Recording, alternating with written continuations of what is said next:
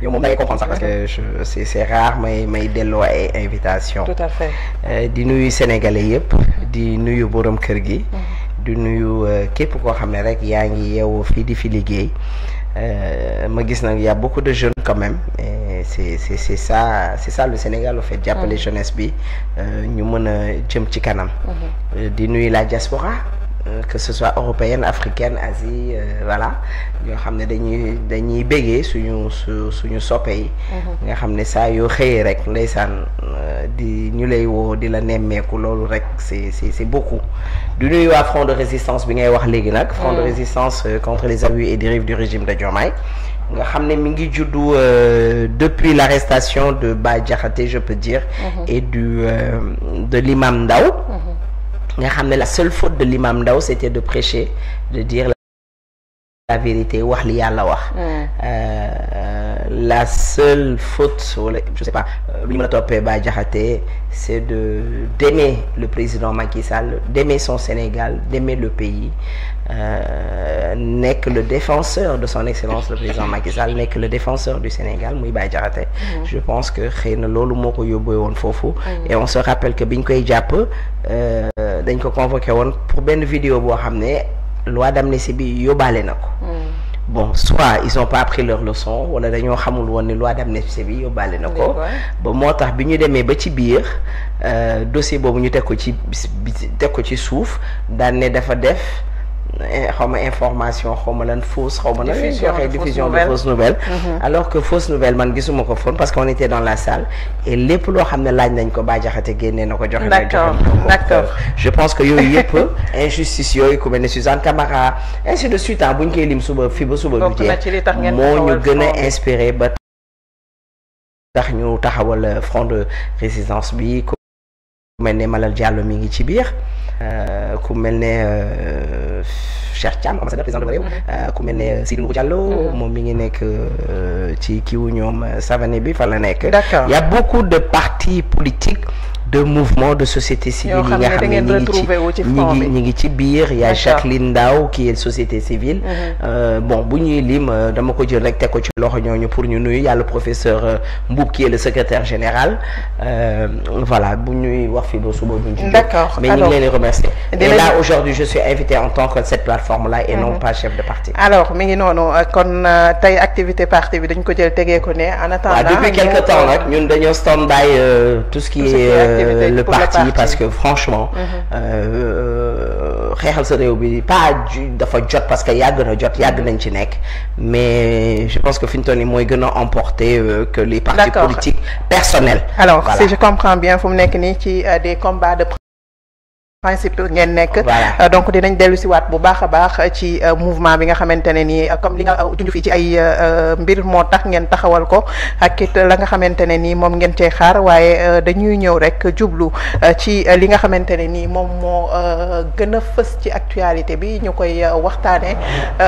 moo di li nga xamante ne nii moo soxal wàllu koom-koom ci réew mi mu toll nag ci état de dégradation boo xamante ne nii ñi fi nekk dañu wax ni jot na nag ñu taxawal ay pexe yoo xamante ne ni jubluwaay bi mooy jéem a relever li nga xamante ne ni moom mooy redresser li nga xamante ne ni moom moo di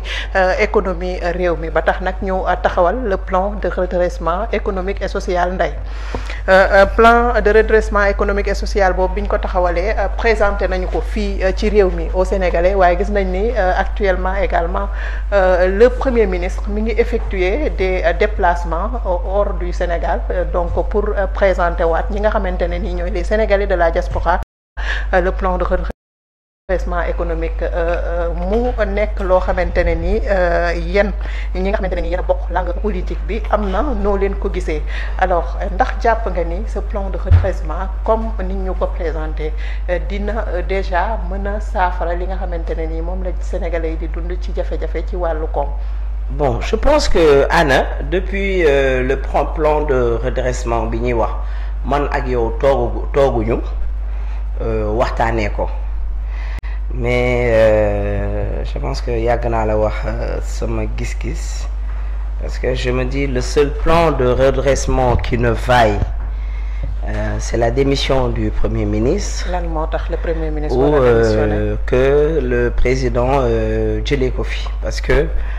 avec le Premier ministre Ousmane Sonko à la tête de ce gouvernement-là dara du dox dara du dem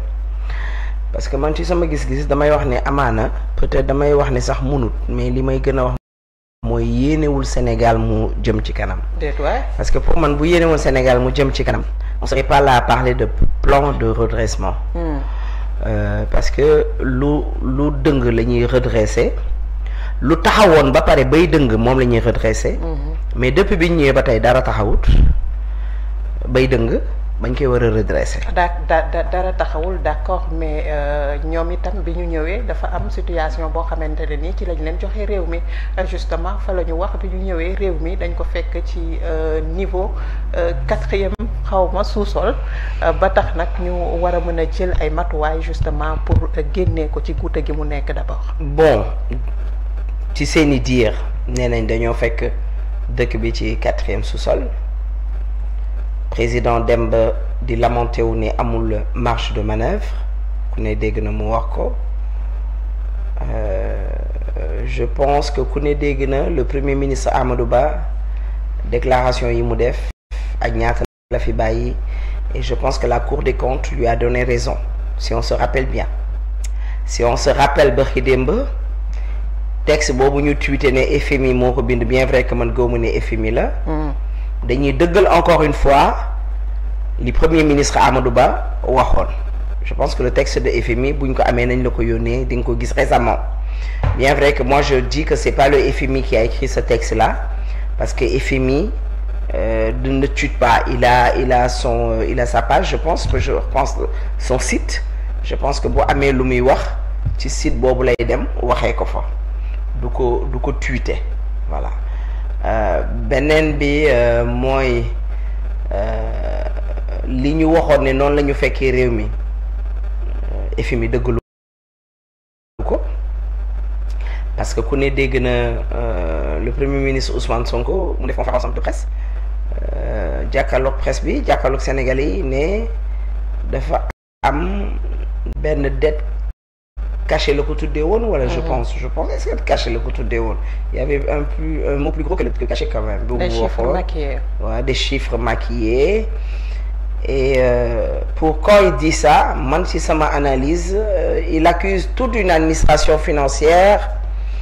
d'association de malfaiteurs de détournement parce que boo xoolee ñi toogoon ci table bi ana franchement le ridicule ne tue pas. parce que ñooñu toogoon ci table bi ñëpp di wax ku ci nekk am nga benn rôle ci loolu Ousmane Sonko di wax chiffre maquillé te dëgg bi yow moomu toog ci table bi xam nga ko ils se sont tus pour faire plaisir au Premier ministre je sais pas ils se sont tus pour plaire au président je sais pas ils se sont tus parce que ils veulent garder leur poste et kon wàccee nañ seen daraja ñàkkal nañ seen boppu fayda te ñun ñii dofuñu jëne jàpp leen même si yàlla si Moustapha Ba bi leen doon seetaan xam na ne ces gars-là ils sont dans le ridicule et le mensonge parce que ku mel ne le frère de Moubarak Lo tu peux pas